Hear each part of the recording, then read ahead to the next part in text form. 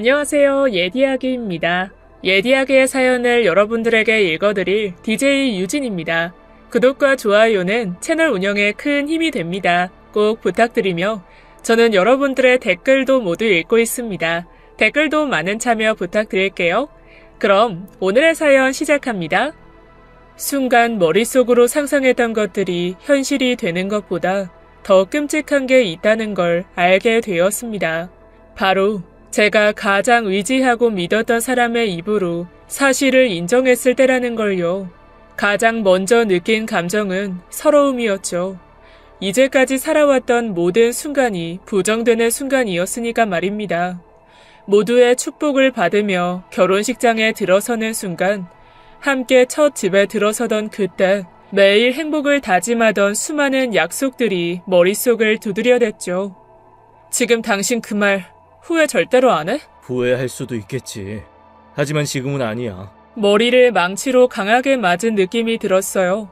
저는 떨리는 목소리를 최대한 눌렀죠. 그 여자 생각도 당신이랑 같아? 아마도. 남편은 전혀 미안하지 않지만 미안하다고 말할 때 지어 보이는 표정을 하고 있었어요. 운명이야. 그 사람 날 기다려줬고 나도 보답하고 싶어. 그 이야기를 꼭 내 앞에서 해야겠어? 운명? 운명이라는 말을 10년 가까이 살아온 아내 앞에서? 행복하게 살고 싶어. 당신이나 나나 불행했잖아. 나도 내 행복을 찾고 싶고 당신도 그랬으면 좋겠어.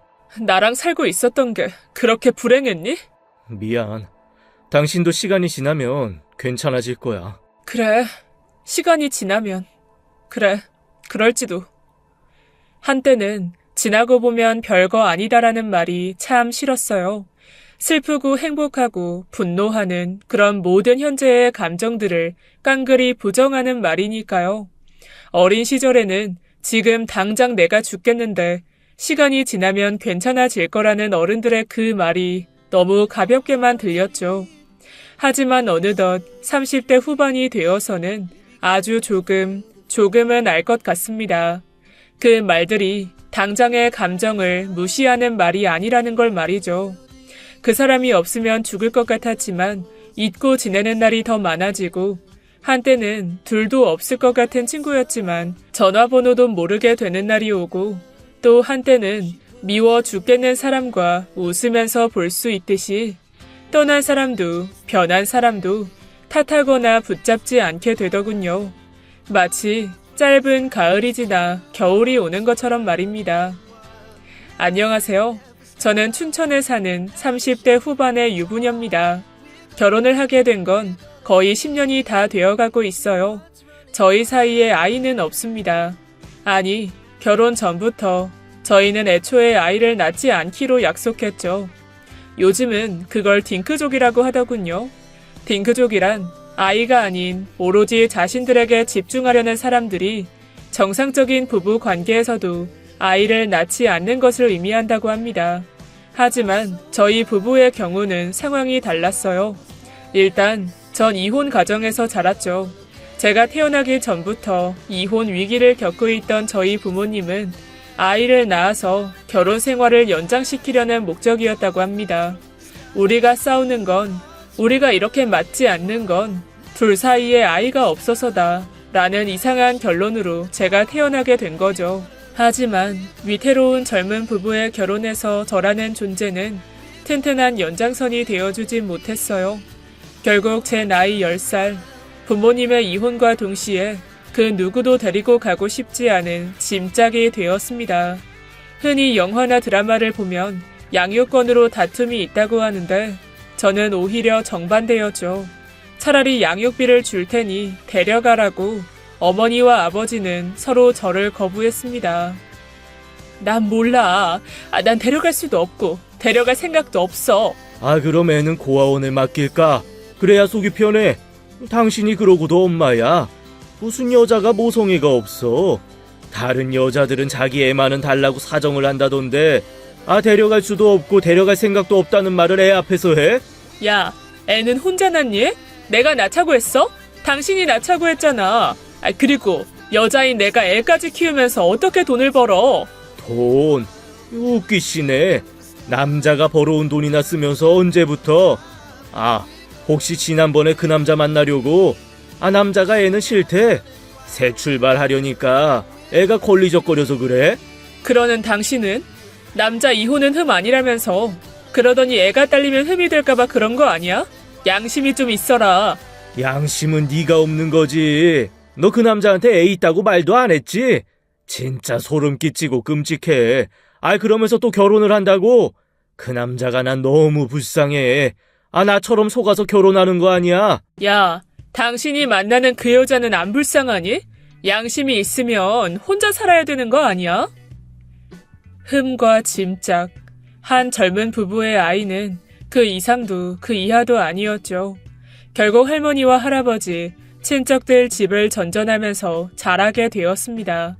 몇 년에 한 번씩 찾아와서 자기 딸의 나이가 10살인지 12살인지 묻는 그런 부모 밑에서 자랐으니 제 입장에서는 내 아이를 낳고 싶다라는 생각이 들지 않는 건 당연했죠. 거기다가 남편은 어린 시절에 친어머니에게 학대를 받으면서 자랐기에 자신의 아이에게 사랑을 줄 수 있는 부모가 될 수 없을 거라고 생각했다고 해요. 야, 넌 왜 간장을 안 먹어? 짜서? 기억해? 예전에 너한테 어릴 때 내가 학대당했다고 말했었지. 때리거나 그런 건 아닌데 우리 엄마가 날 하루 종일 굶겼거든. 그때가 6살인가 7살이었어.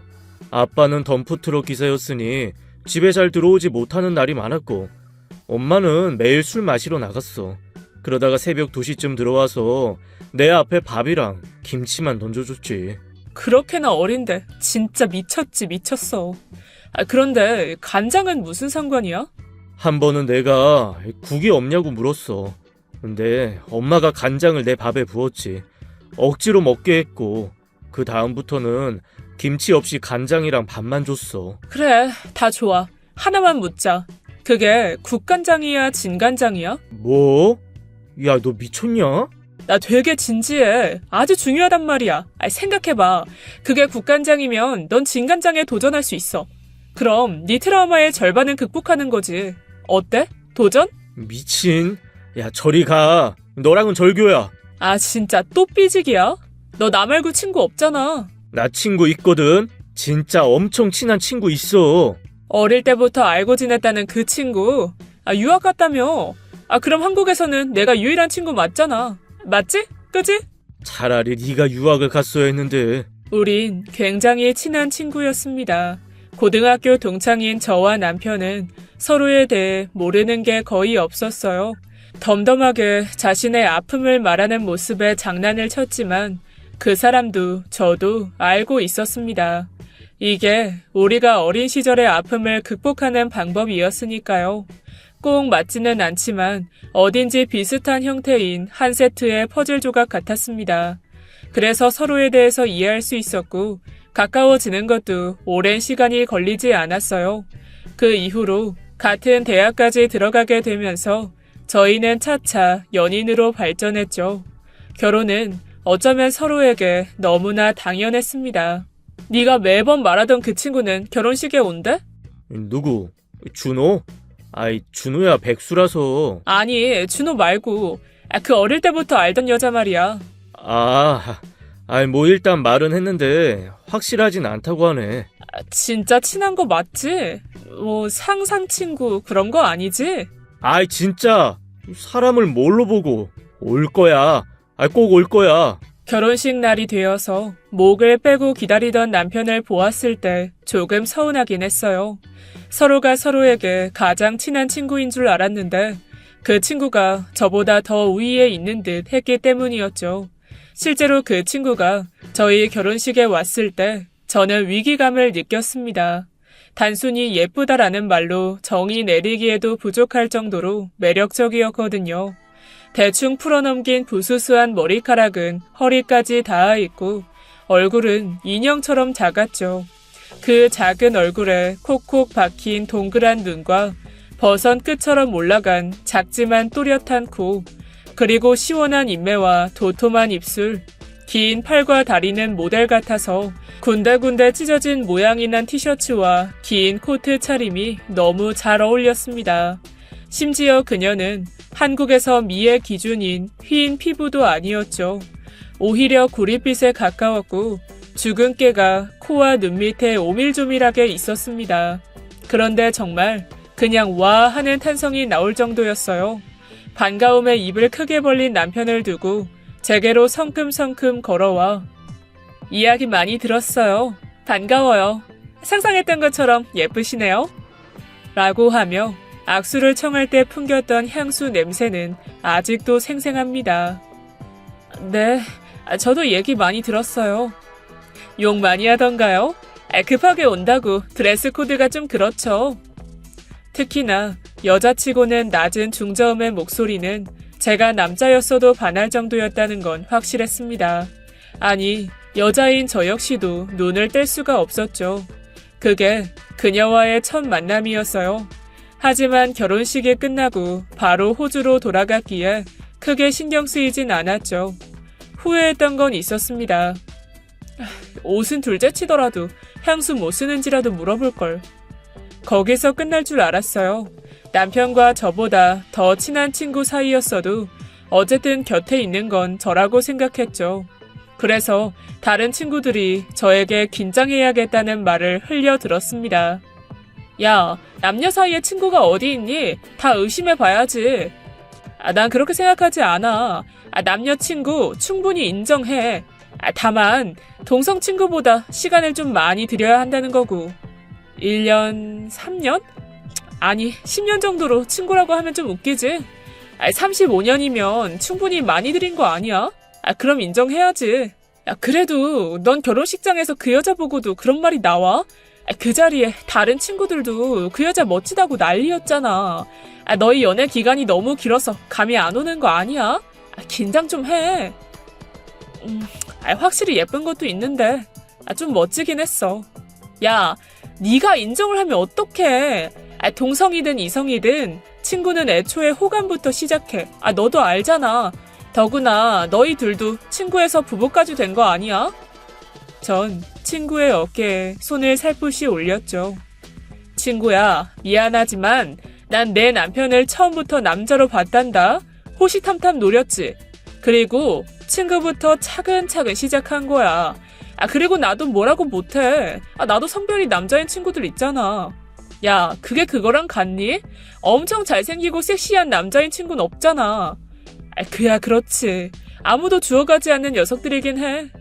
어쨌든 너도 너무 믿지 말라고. 결혼식장은 네가 주인공인데 네 남편이 그 여자 얼마나 챙기고 싸고 돌았는데 난 눈이 돌겠더라니까. 저도 결혼식 날은 조금 기분이 좋지 않았어요. 아무리 거의 10년 동안 보지 못했던 친구를 만났다고 하더라도 그렇게까지 해야 했을까 싶을 정도로 남편은 유난스럽게 굴었죠. 심지어 결혼식에서 신랑과 신부가 테이블을 돌면서 인사를 할 때는 제 옆에서 사라져서 그 친구에게 딱 붙어서 긴 이야기까지 나눴습니다. 그럼에도 싸움까지 가지 않은 건 그 친구가 오히려 저를 배려해줬기 때문이었죠. 그리고 남편과 그 친구의 대화 내용만 들으면 거의 동성 친구에 가까울 정도로 거칠었어요. 하지만 제게는 다정하고 예의 있게 굴었죠. 그래서 정확히 말하면 남편의 친구가 솔직히 싫지는 않았습니다. 털털한 성격이 꼭 제 마음에 들었어요. 더구나 저희의 결혼 생활은 문제가 전혀 없었습니다. 비슷한 가치관 덕에 우리는 때로는 친구처럼, 연인처럼, 부부처럼 생활할 수 있었죠. 퇴근 후에 맥주 한 잔을 하면서 공포 영화를 보는 게 저희의 소박한 취미였습니다. 그리고 야구 시즌에는 주말에 야구장에 가기도 했죠. 깔끔한 성격 탓에 청소 문제로 부딪히는 일도 없었습니다. 서로의 가족들에게 신경 써줄 필요도 없었고 아이를 낳지 않는다고 스트레스를 줄 시댁도 없었어요. 이대로라면 무난하게 20년, 40년 후에도 서로의 곁에 있어줄 거라고 믿어 의심치 않았습니다. 그러다 바로 작년에 일이 터지고 말았죠. 남편이 넋이 빠진 것처럼 제게 소식을 알리더군요. 뭐? 그 친구가 한국으로 들어온다고? 온대. 들어온대. 남편은 흥분한 상태로 거실을 휘저으며 웃음을 흘렸죠. 내가 그렇게 오라고 해도 꼼짝도 안 하더니. 근데 갑자기 왜? 무슨 일 있대? 그야 모르지. 외국에 사는 게 지겨워졌나? 뭐 어쨌든 이제부터 바빠질 거야. 집도 그렇고 자가격리 때문에 도울 부분도 있을 거고. 에? 그걸 왜 당신이 도와? 가족들은? 아, 몰랐어? 부모님이 호주에 계셔. 여기 아는 사람은 나뿐이고. 자가격리? 그렇지. 외국에서 오는 거면 해야지. 순간 덜컹 하더군요. 남편의 성격상 우리 집에서 머물자고 할 것 같았어요. 혹시 그럼 우리 집에 있는 건가? 방이 없잖아. 괜찮을까? 무슨 소리야? 불편하게 우리 집에 왜? 저는 가슴을 쓸어내렸습니다. 적어도 그렇게 눈치가 없진 않구나 싶었죠. 그래? 그렇다면 뭐. 집 알아보고 있어. 우리 집 근처에 살게 하려고. 그래야 내가 돕기도 편하고 오고 가기 편하지. 망할 남편. 전 이를 부득 갈았습니다. 설마 했지만 정말 바로 저희가 사는 아파트 옆동으로 집을 알아봤더군요. 심지어 저를 그 집으로 끌고 가서 페인트 칠까지 시켰습니다. 뭐가 그렇게 즐거운지 콧노래까지 부르는 남편을 보면서 속이 뒤집혔지만 그래도 어느 정도는 이해가 됐어요. 자신이 가장 힘든 순간에 함께 있었을 그 친구가 남편에게 어떤 의미인지 짐작이 갔죠. 그녀와 만나게 된 건 남편이 5살이 되던 해였다고 합니다. 굶주린 배를 잡고 집 앞 놀이터에 앉아있는 남편에게 빵을 내밀었다고 했죠. 그녀는 빵을 한 입 무는 순간 울음이 터진 어린 남편을 오랜 시간 달래주었다고 하더군요. 누군가에게는 별거 아닐지도 모르는 단순한 호의가 어린 아이에게는 더욱 크게 다가왔을 겁니다. 나 허리 아파서 죽겠어. 그냥 대충 좀 하자. 거기 제대로 안 발렸잖아. 얼룩진다고. 꼼꼼하게 해. 사포질을 미리 잘 해놔야 한다니까. 봐봐. 그러니까 울퉁불퉁하지? 여긴 화장실 문이니까 내가 미리 젯소 바르라고 했잖아. 아니다. 한국은 습기가 많으니까 전체 다 바르는 게 좋겠네. 네 얼굴에 젯소 발라줄까? 갑자기? 눈에 습기 차게 해줄까? 이런 뜻이다. 에이, 알았으니까 이왕 해주는 거 좋게 하자는 거지. 뭘 그런 걸로 주먹을 쥐냐? 얼른 얼굴 풀고 우리 한번 잘해보자. 야, 우리 집에 들어갈 때도 이렇게는 안 했다. 적당히 좀 해라, 적당히. 그냥 사람을 시키든지. 정성이지. 내 평생의 은인이야. 이 정도는 해야지. 평생의 은인. 남편은 늘 그 말을 입에 달고 살았죠. 서운하거나 신경 쓰인다는 느낌도 있었지만 가장 큰 건 한 대 치고 싶은 마음이 더 컸습니다. 도배며 장판이며 싹 다 갈고 가구까지 꼼꼼하게 골랐죠. 물론 돈은 그 친구가 다 지불했고요. 전 마치 딸을 시집 보내는 엄마처럼 남편의 고집에 못 이겨 그릇을 고르고 함께 가전제품을 골라야 했죠. 제가 싫다는 티를 내면 불운한 자신의 과거 이야기까지 하면서 저를 반강제로 참여시켰어요. 솔직히 그냥 친구인데 꼭 이렇게까지 해야 하나 하는 생각은 들었죠. 특히나 줄자를 들고 다니며 정확한 치수까지 수첩에 적는 꼴을 볼 때마다 명치에 주먹을 날리는 상상을 하게 되었습니다. 오랜 시간의 준비가 끝나고 공항에 데리러 가던 날이 되었어요. 남편이 회사까지 쉬면서 전장으로 나가는 비장한 장수의 표정을 지었을 때는 실제로 한 대 때렸죠. 제가 그녀를 다시 만나게 된 건 거의 16일 정도가 경과해서였습니다. 지금은 절차가 어떤진 정확히 모르지만 그때는 한국에 도착하자마자 검사를 하고 나서 검사 결과가 나온 뒤에도 격리를 해야 했다고 해요. 그렇게 거의 10년 만에 다시 만나게 된 그녀는 짜증날 정도로 여전히 예뻤습니다. 조금이라도 더 어려 보이려고 화장을 떡칠한 저와는 정반대였죠. 수수한 옷차림과 민낯의 얼굴로 저를 반갑게 안아주었어요. 어색할 줄 알았던 만남은 의외로 순조로웠죠. 아니, 솔직히 말하면 너무 재미있었습니다. 그런 거 있잖아요. 말할 때 센스가 있다는 그런 느낌 말이에요. 과하지 않고 적당한 선을 지키면서도 위트가 있었죠. 우린 식사를 끝내고 커피를 사들고 나와 공원 벤치에서 시간 가는 줄 모르고 이야기했습니다. 근데 왜 결혼은 하지 않으세요?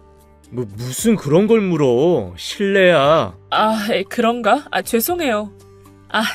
아니요. 조심스러워할 필요가 없죠. 한 번 했어요. 그럼 이혼? 그녀가 씩 웃었죠. 네, 이혼을 왜 했는지 제일 궁금하시죠? 원래 다들 그렇잖아요. 전 대답 대신 멋쩍게 웃어 보였습니다.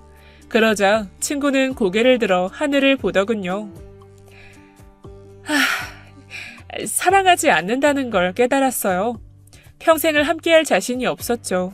조건도 맞고 타이밍도 맞아서 한 결혼이었거든요. 싸운 적도 없었고요. 제가 나빴죠. 그 사람을 사랑하지 않았다는 걸 인정하기 싫었달까? 약간의 오기와 자존심 때문에 겨우겨우 이어나가는 정도였어요. 그래서 그만뒀어요. 그리고 진짜 사랑을 찾기로 결심한 거고요. 인생은 생각보다 짧다는 걸 알았고 행복해지고 싶었으니까요. 좋아하는 사람이 있었어요? 한국에? 그렇죠. 제가 사랑했던 유일한 사람이요. 누구? 내가 모르는 친구가 있어? 한국에? 너도 아는 친구일 거야. 언젠가는 소개해줄게. 잘 되면. 누군데? 이름 정도라도 말해주지. 비밀이야. 제법 쌀쌀한 날씨 탓인지 저는 그때 남편의 귓볼이 빨갛게 달아오른 걸 봤죠. 그리고 그와 동시에 불안함이 느껴졌습니다. 묘한 여운이 남는 그녀의 고백은 곁에 있는 저 역시도 설렐 정도였으니까 말이죠. 여자의 감? 이런 부분에서 친구들은 제게 늘 둔감하다고 놀리곤 했습니다. 실제로도 전 그런 게 전혀 발달하지 않았다고 생각했고요. 하지만 이번에는 뭔가 달랐죠. 영원할 거라고 생각했던 결혼 생활이 갑작스럽게 위태롭게 느껴지기 시작했어요. 그렇다고 제가 할 수 있는 일은 많지 않았어요. 대체 뭘? 어떻게? 막막했습니다.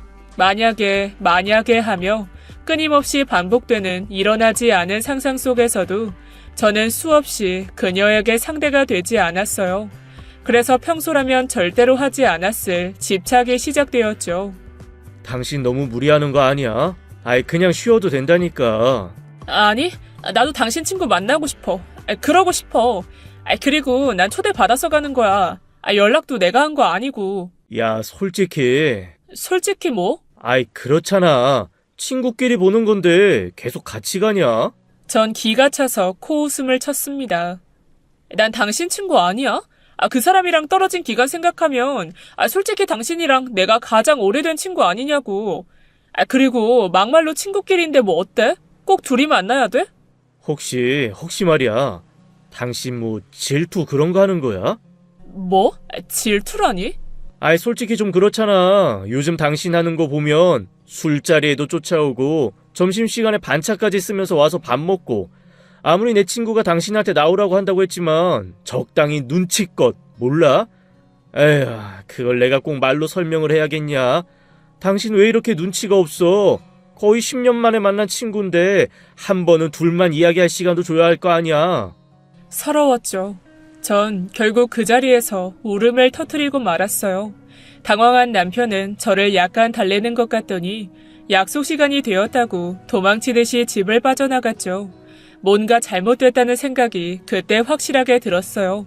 이미 남편은 그 여자를 친구로 보고 있지 않다는 걸 인정해야 했습니다. 보통의 친구라면 자신의 아내가 우는데 그걸 무시하고 나가진 않을 테니까요. 불현듯 이혼이라는 카드가 머릿속에서 떠올랐습니다. 친구들과 아는 누구, 연예인 누군가의 이혼에 대해서 떠들면서 늘 바람을 피우는 남자들에 대한 이야기를 했었죠. 그리고 그때 전 항상 자신이 있었어요. 절대로 바람은 용서하지 않을 거라고. 하지만 막상 제 상황이 되니 비참하게도 저는 계산기를 두드렸고 비굴하면서도 치사해지고 있었죠. 둘이 행복하면 어쩌지? 이혼하자고 하는 동시에 좋다고 하면 어쩌지? 전 침대에 엎드려서 쏟아지는 눈물을 그대로 흘려보냈습니다. 가슴이 너무 찢어질 것 같았고 남편을 생각보다 더 사랑하고 있는 제 자신을 인정하는 게 비참하게 느껴졌죠. 하지만 전 걱정이 먼저 됐습니다. 남편과 연애를 하던 그 시절 40이 다 된 여자들에 대한 그 사람의 가차없는 말을 들었기 때문이었죠.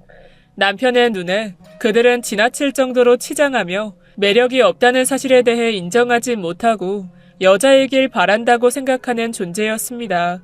지금의 제 나이와 비슷한 나이. 전 그때 그 사람과 함께 희죽거리면서 웃었죠. 절대로 우리는 그 나이가 되지 않을 것처럼. 더구나 전 예쁘지도 않았어요. 아니, 아무것도 아니었죠. 하지만 그 여자는 아니었습니다. 저보다 나이도 많았지만 놀라울 정도로 예뻤고 풍성한 머리카락을 가지고 있었고 작은 얼굴에 걸맞는 예쁜 몸매도 가지고 있었죠. 낮은 중저음의 목소리와 웃을 때 찌그러지는 작은 보조개까지도 매력적이었습니다. 특히나 해외에서 오래 살았으니 유부남이라는 이유가 그녀에게 있어 사랑의 걸림돌이 되진 않을 것 같았어요. 자유분방하고 쿨한 여자. 만약에 그런 여자가 함께 떠나자고 한다면 아무런 미련도 없이 절 버릴 것만 같았죠. 제가 남자였어도 그랬을 겁니다. 거울 속의 저는 남편에게 미련을 남기지 못할 것 같았죠. 온갖 더러운 상상을 하고 있는 제 귀에 띠띠띠띠 하는 현관문 소리가 들렸습니다. 남편이 돌아왔다고 생각하고 잠에 든 척했죠. 하지만 제 코끝에 느껴진 건 알싸하고 푸른 장미향 향수 냄새였습니다. 제 이마 위로 손길이 느껴졌어요. 가늘고 차가운 그녀의 손이었죠. 괜찮다니까. 아이, 뭘 이렇게 와. 자는 것 같은데. 그런가? 깨울 수도 있으니까 일단 나가자. 나가서 말해. 그럼 일단 죽은 끓여두고 쪽지라도 써서 두고. 아, 참 됐다니까. 푹 자야지 얼른 나. 내가 더 잘 알지 않을까? 그런가? 알았어. 남편의 말에 우욱하고 불같은 감정이 올라왔고 저는 눈을 슬쩍 떴습니다. 괜찮아요? 많이 아프다면서요. 전화도 안 받고. 실례인 건 아는데 걱정이 돼서 찾아왔어요. 병원 갈래요? 제가 아프다고요? 제가요? 남편을 보니 고개를 돌리더군요. 전 기가 차지만 꾹 눌렀죠. 네, 몸이 좀 안 좋긴 했죠. 감기 몸살인가? 아니면 화병일 수도 있고. 이런 안색도 안 좋고 얼굴도 빨갛고 열은 없는 것 같은데 일단 제가 약이랑 죽 좀 사왔어요. 데워올게요. 조금만 있어요. 저를 걱정하는 진심 어린 그녀의 눈빛을 보는데 속이 울렁거렸습니다. 상상 속에서 몇 번이나 얼굴을 때리고 머리카락을 휘어잡았던 그 여자가 저를 걱정하고 제 머리카락을 쓸어 올려준다는 게 뭔가 기분이 묘했죠. 전 그녀가 데워온 죽을 받아 먹었어요. 넌 아내가 아프다는데 술을 마시러 나와? 제정신이니? 아니, 그게 아니라 일단 푹 쉬고 싶다고 해서. 변명할 게 뭐 있어. 내일도 안 좋으면 병원부터 가. 알았어? 알았어. 그녀는 표정을 굳혔다가 저를 보면서 다시 부드럽게 말했죠. 제가 미안해요. 아픈 것도 모르고 나오라고 해서. 일단 푹 쉬고 30분 있다가 약은 꼭 챙겨 먹어요. 그녀가 떠나고 나서 남편과 저 이렇게 둘만 남은 집에는 정적이 가득했어요. 언제나 따뜻하게 느껴졌던 집안의 공기가 너무나 무겁게 가라앉았죠. 전 당장이라도 터질 것 같은 분노를 삼키고 남편에게 물었습니다. 내가 아프다고? 아프다고 거짓말을 했어? 그게... 꼴 좋다. 안 부끄럽니? 뻔뻔하게 어떻게 그런 거짓말을 해? 내가 푹 쉬고 싶다고 술 마시러 나갔다고 변명한 거야? 그렇게까지 하면서 친구랑 둘이서만 놀고 싶었다고? 진짜 어이가 없네. 그냥 둘러댄 것뿐이야. 별거 아니야. 정말 별거 아니라는 그 표정. 남편의 표정은 너무 낯설게 느껴졌죠. 정말이지 등골을 오싹하게 만드는 표정이었습니다. 내가 울고 있었어. 그런데도 넌 날 두고 나갔어. 어떡해. 너보다 그 여자가 날 더 걱정할 수가 있어? 죽도 사오고 데워주고 심지어 떠먹여주기까지 하는데 오히려 난 더 비참하고 초라했어. 내가 미워했던 것까지도 미안했고. 근데 넌 남편이잖아. 내 친구이기도 하잖아. 넌 대체 뭐야? 내 은인이니까 나도 친구랑 오랜만에 수다 좀 떨고 싶었다. 왜? 그게 그렇게 죽을 죄야? 솔직히 내가 뭘 그렇게 잘못했는데, 너야말로 안 하던 짓 하면서 의심하고 간섭하고 숨이 막혀 죽겠어. 전 그녀와의 데이트를 위해 몸단장을 하고 자신의 젊음에 취한 소년처럼 거울 속 자신을 보는 남편을 이제까지 지켜보았죠. 거짓말, 거짓말, 모든 게 거짓말이었습니다. 어린 아이가 할 정도로 단순한 거짓말부터 정교하게 공들인 핑계까지 전 그래도 남편의 말을 믿으려고 했어요. 둔탁하기만 한 제 오감이 깜빡거리며 위험 신호를 보냈지만 애써 무시했죠. 하지만 이제는 완전히 끝이었습니다. 더 이상 희망과 믿음이란 이름으로 저 자신을 학대하고 싶지 않았죠. 남편이 저를 사랑하지 않는다는 걸 인정해야 했습니다. 그 여자 좋아해? 그런 거야? 남편의 첫 대답은 침묵이었죠. 그 여자 좋아하냐고 물었잖아, 내가. 그래서? 뭐 어쩔 건데? 남편은 입술을 꿈틀거리다가 한숨과 함께 입을 열었어요. 이혼. 우리 이혼하자. 내가 먼저 확실해야 할 것 같아. 이에 저는 앞서 이야기했던 말을 했습니다. 후회하지 않겠냐고. 이 말에 남편은 그 여자가 자신의 운명이라고 얘기했죠. 빌어먹을 운명 말입니다. 전 예전부터 운명을 믿지 않았어요. 그저 바람을 피우는 흔해 빠진 인간들이 입에 올리는 게 운명이라는 말이라고 생각했죠. 그런데 직접 그 말을 듣자 가슴이 아프더군요. 제 모든 시간을 부정당한 느낌 때문이었죠. 근데 놀랍게도 남편에 대한 미련이 씻기듯 사라졌습니다. 제게 아무것도 아닌 존재가 되었죠. 정이 떨어졌다고 해야 할지 아니면 제가 미쳐버린 건진 모르겠지만 어쨌든 그랬습니다. 내가 왜 이런 별 볼 일 없는 남자에게 미련을 가졌지 하는 그런 생각이 들었죠. 그래, 그러자. 그렇게 하자. 어차피 나랑 그 사람 외국으로 갈 거니까 집은 너한테 줄게. 위자료도 원하는 만큼 말해. 그것도 최대한 맞춰줄게. 기다렸다는 듯이 남편은 덤덤하게 이혼에 관한 정리를 하려고 하더군요. 덕분에 저희의 이혼은 순조롭게 진행되었습니다. 명의도 이전하고 남은 대출금까지 일시 상환해서 깔끔하게 넘겨받았죠. 괜한 자존심을 세우면서 거절하지도 않았습니다. 제게 그 정도 권리는 마땅히 있다고 생각했으니까 말이죠. 저 역시도 오래 끼고 있던 결혼 반지를 뺐죠. 덩그러니 남아있는 반지 자국 때문에 씁쓸한 기분이 들었지만 잠시였습니다. 각자 이혼 서류를 작성했고 제출하러 가기만 하면 됐죠.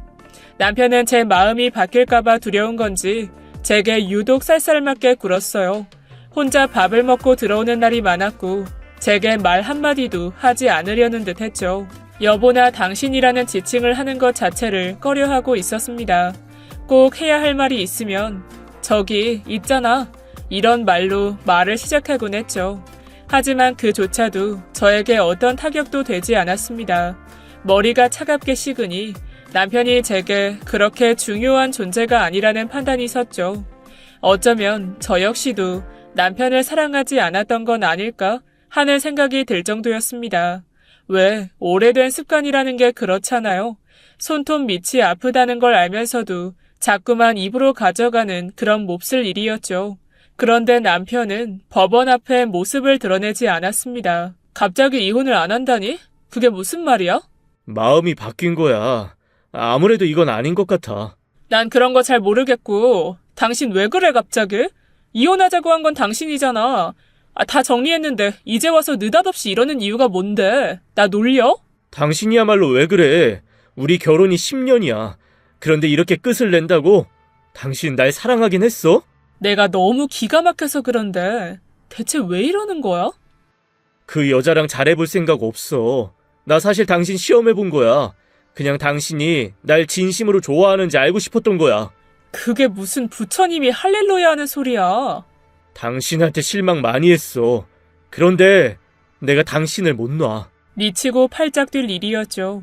처음에는 제게 시비라도 걸기 위해서 그런 줄 알았습니다. 자신을 잡지 않는 게 화가 났는지 그게 아니면 위자료로 살고 있던 아파트를 제게 준다는 조건이 갑자기 아까워진 건지 모르겠더군요. 하지만 남편의 행동은 제 상식과는 많이 달랐습니다. 마치 아무 일도 없었던 것처럼 굴기 시작했죠. 함께 공포영화를 보자고 하거나 TV로 야구를 관람하자면서 맥주를 내밀었을 때는 소름까지 끼쳤어요. 그래서 저는 오랜 고민 끝에 결국 그녀를 찾아갔습니다. 솔직히 다시 얼굴을 마주하고 싶지 않았지만 그 방법뿐이었으니까요. 집으로 찾아간 그녀는 잠깐 놀라는가 싶더니 제게 와인을 건넸습니다. 술이 필요한 얼굴이라서. 저랑 그 사람 이혼한다는 말 들었어요? 그녀는 말없이 고개를 끄덕였죠. 갑자기 이혼을 하지 않겠다고 하는데 그쪽이랑 무슨 관련이 있는지 궁금해서요. 이혼을 하지 않겠다고 해요? 미치겠네. 전 그녀가 웃음을 흘리는 걸 받고 속이 뒤집혔어요. 웃겨요? 미안한 마음은 없어요? 화내고 싶어요? 그렇다면 화를 내도 좋아요. 하지만 오해가 있는 모양인데 저 거절했어요. 그게 무슨 말이죠? 거절이라니? 저를 좋아한다고 하더라고요. 오래전부터 좋아했다고 했죠. 잠깐만요. 그러니까 그쪽이 제 남편을 거절했다고요? 거절하면 안 될 정도는 아닌 것 같은데. 그녀는 어깨를 으쓱하더니 씩 웃었죠. 뚱뚱한 건 제 스타일이 아니라 솔직히 남자로서 매력적이면 30년 전 이렇게 오랜 친구로 지내진 않아요. 제 성격상. 친구가 뭔가 착각을 한 것 같은데 괜한 피해를 줬네요. 알고 보니 남편은 차인 거예요. 그것도 아주 비참하게. 저를 버리고 자신에게 오겠다는 말을 들은 그녀는 남편의 외모는 물론이고 성격까지 싸잡아서 비난했다고 했죠. 지금 아내가 결혼해준 것만으로도 하느님에게 감사해야 하는데 주제도 모르고 불륜까지 꿈꾸는 거냐고. 친구니까 곁에 있어줬는데 혼자 착각하고 주제도 모르고 고백까지 하는 거냐고 혼주를 내줬다고 하더군요. 그렇게 현실을 깨달은 남편이 태세를 전환하고 이혼을 하지 않으려고 하는 거였죠. 전 기가 차서 웃음을 터뜨렸습니다. 세기의 대단한 운명이 이렇게 박살나는 걸 보니 속으로는 통쾌하더군요.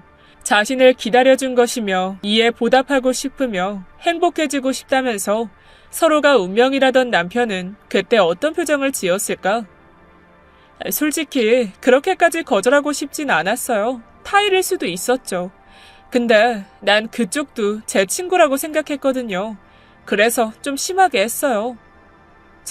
저요? 이거 서운한데요? 전 그쪽이랑 성격이 더 맞는 것 같은데? 이야기가 잘 통한다고 생각했거든요. 그래서 더 좋기도 했고. 그야 그렇죠. 저도 그렇게는 생각했어요. 그녀는 제게 손을 내밀었죠. 처음 만났을 때처럼 말입니다. 그럼 우리 친구 하는 걸로? 전 그녀의 손을 잡았죠. 그리고 그날은 아주 거하게 취할 정도로 술을 마셨습니다.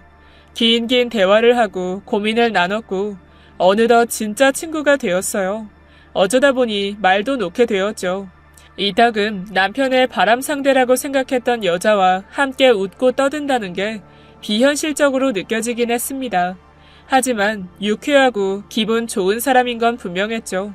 그런데 그때 현관문을 소란스럽게 두드리는 소리가 들렸어요. 문 열어. 안에 있는 거 다 알아. 내가 확인했다고. 당장 문 열어. 왜 전화는 안 받는 건데? 여보, 거기 있지? 그녀가 망설이다가 문을 열자 제 남편이 안으로 뛰어 들어오더군요. 신발을 신은 채 씩씩거리면서 저를 노려보고 있었죠. 이게 무슨 짓이야, 예의 없게. 지금 시간이 몇 시인데 안 들어와. 미쳤어? 전화는 장식이야? 내가 전화를 몇 통을 했는데 당신이 내 전화 계속 피하니까 이럴 수밖에. 내가 알아서 해. 너랑 나랑 이혼하기로 한 거 까먹었니? 이혼? 누구 마음대로? 내가 아니라고 했지? 실수라고 했잖아. 야, 말은 똑바로 하자. 실수는 아차 하는 게 실수지. 이혼이라고 하는 건 실수가 아니지. 그건 본심이야. 누구 마음대로? 내가 먼저 얘기했니? 네가 말했잖아. 내가 아니라면 아닌 거야. 아직도 모르겠어? 야야, 여기서 이러지 말고. 그녀가 진정하라는 듯 남편의 어깨를 잡았더니 남편은 뜨거운 걸 만졌다는 듯이 떨어졌습니다. 꺼져. 내 아내야. 아직까지 내 아내라고. 남편은 짐승처럼 그녀에게 이를 드러냈죠. 당신 그거 알아? 얘가 널 좋아한대. 여자를 좋아한다고. 찬물을 끼얹은 것 같은 정적이 흘렀고 저는 상황을 파악하기 위해 그녀를 보았습니다. 하지만 그녀는 어떤 부정도 하지 않고 한숨을 쉬며 눈을 꾹 감았죠. 남편이 곁에서 날뛰면서 그녀를 비난하는 말을 퍼부었지만 제 귀에는 아무것도 들리지 않았습니다. 그게 무슨 말인지 언니? 이야기를 좀... 레즈비언이라고. 여자가 여자를 좋아하는 그런 거. 당신은 시끄럽고 무슨 말인지 설명을 해봐 언니. 이런 식은 싫었는데. 그녀는 입술을 잘근잘근 씹다가 제게 돌아섰죠. 결혼식 날 처음 봤을 때부터 마음에 들었어 네가. 당신 차지하려고 접근한 거야. 의도적으로 날 유혹한 거라고. 웃긴다. 내가 널 왜 유혹하니? 그냥 네가 이혼한다고 했을 때 내가 속을 숨기지 못해서 잘됐다 라고 한 게 유혹이야? 그럼 그게 유혹이지. 착각하게 만든 것도 잘못이야. 와, 너 대책 없는 애구나. 정말 어이가 없다. 너도 알았잖아. 알면서 모른 척한 거잖아. 나 이용한 거지. 뭐 어장관리 뭐 그런 거 아니야? 솔직히 난 기억도 안 나는 어린 시절 들먹이면서 은인이니 뭐니 30년을 넘게 나한테 감쪽같이 친구인 척 곁에 있었던 건 너야. 더구나 단 한 번이라도 감정에 솔직해진 적이 없잖아 넌. 난 적어도 미안해할 줄 아는 사람이라고 생각했어. 근데 아니네.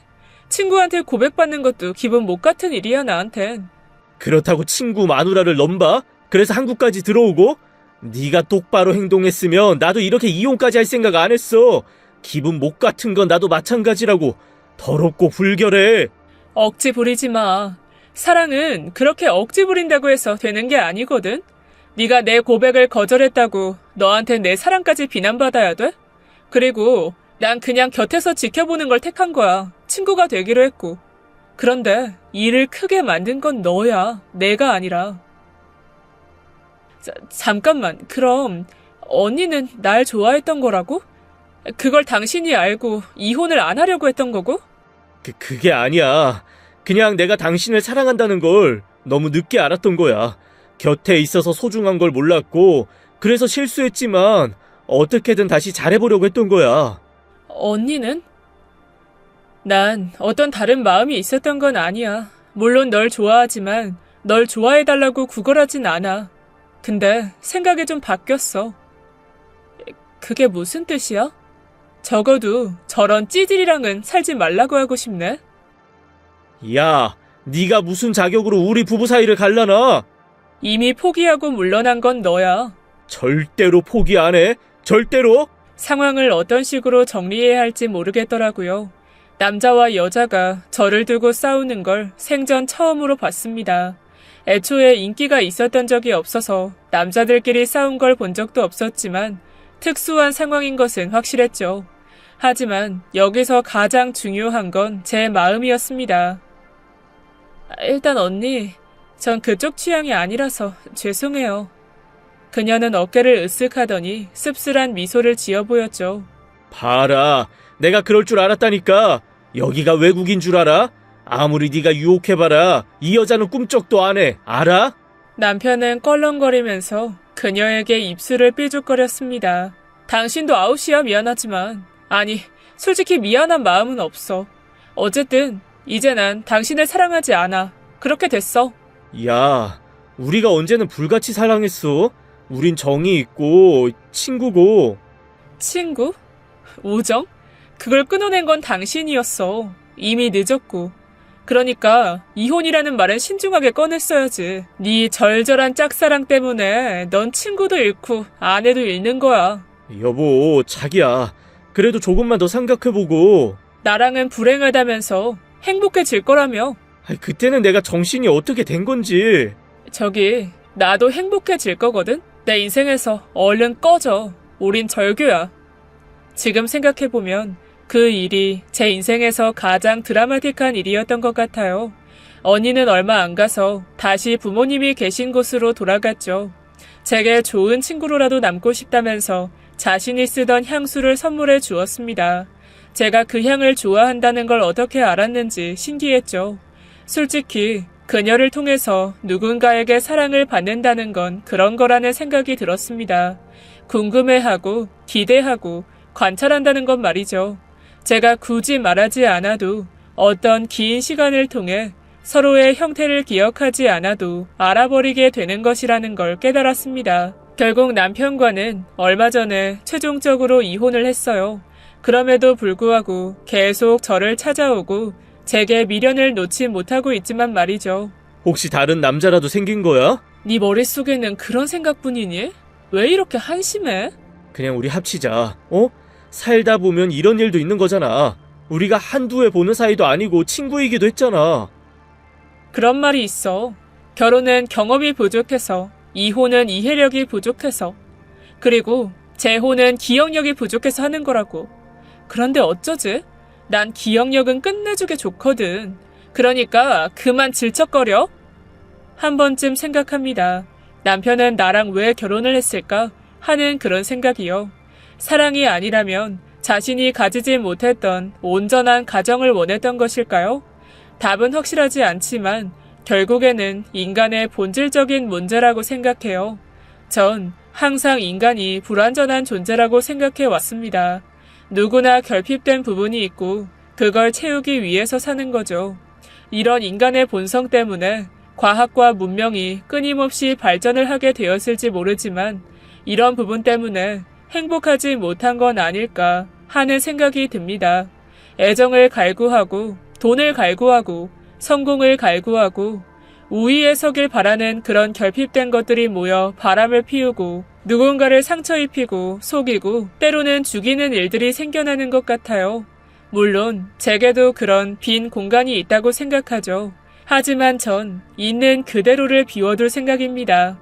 행복, 모든 사람들이 추구하는 그것을 위해 저도 모르게 주변에 누군가를 상처 입히고 싶진 않아요.